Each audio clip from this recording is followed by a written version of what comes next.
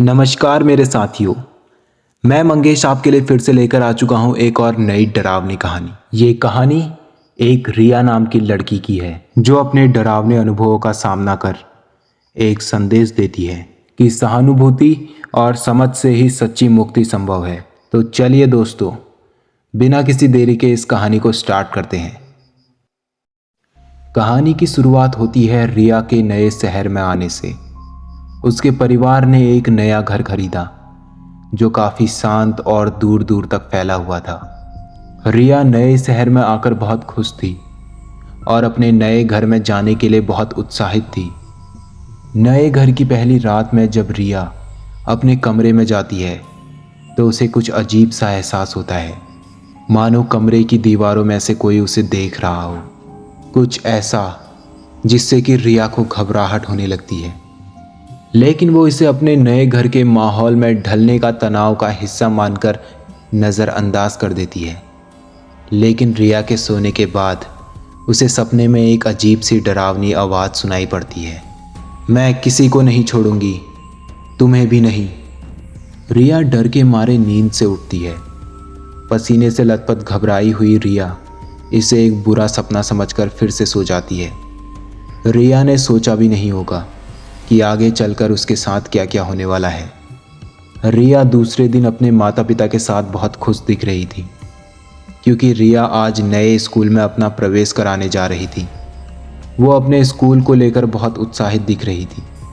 जब रिया अपने माता पिता के साथ स्कूल पहुंची तो उसे वहाँ भी वही महसूस होता है जो उसे अपने कमरे में हुआ था, लेकिन अब भी रिया उसे अपना कोई भ्रम समझ रही थी। स्कूल में प्रवेश कराने के बाद अगले दिन रिया जब स्कूल जाती है उसे वहाँ सब कुछ सामान्य लगा। क्लास में रिया की दोस्ती देवांत और अनुष्का नाम की एक लड़की से होती है जो उसे एक अजीब घटना के बारे में बताती है।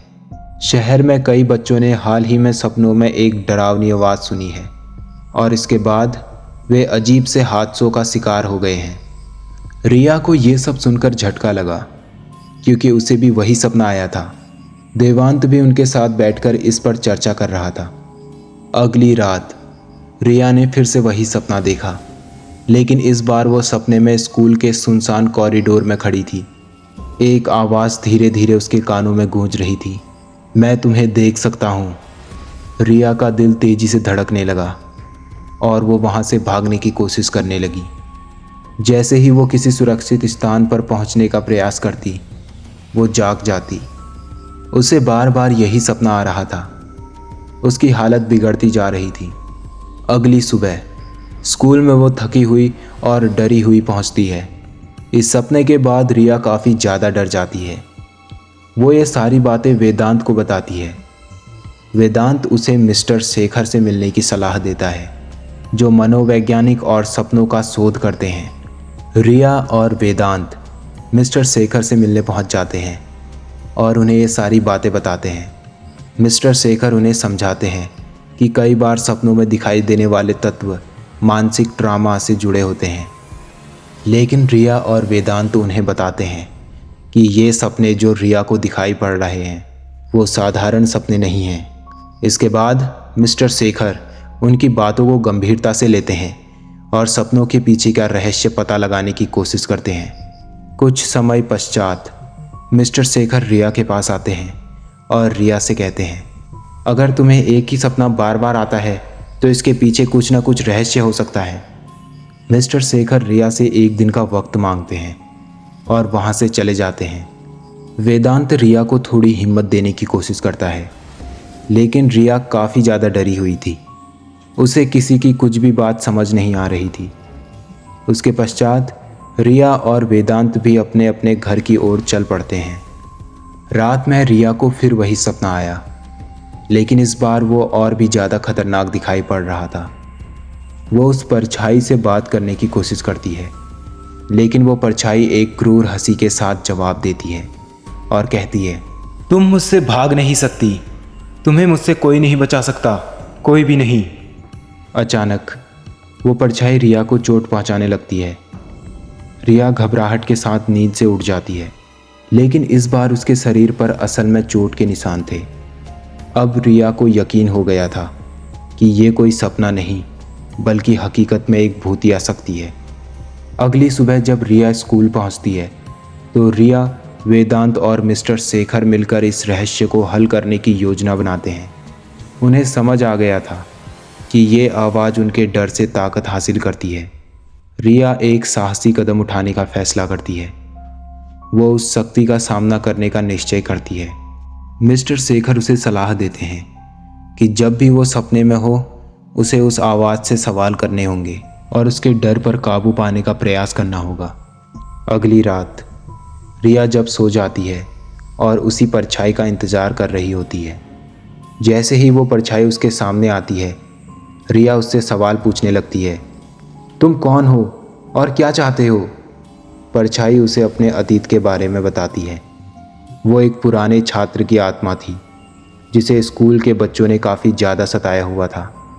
उन सभी के चलते हुए उसने उसी स्कूल में आत्महत्या कर अपनी जान ले ली थी। इसी के चलते वो इन स्कूल के बच्चों से नफ़रत करती थी। इसलिए जो भी बच्चा उस स्कूल में पढ़ने आता था वो उसके सपने में आकर उसे मौत के घाट उतार दिया करती थी।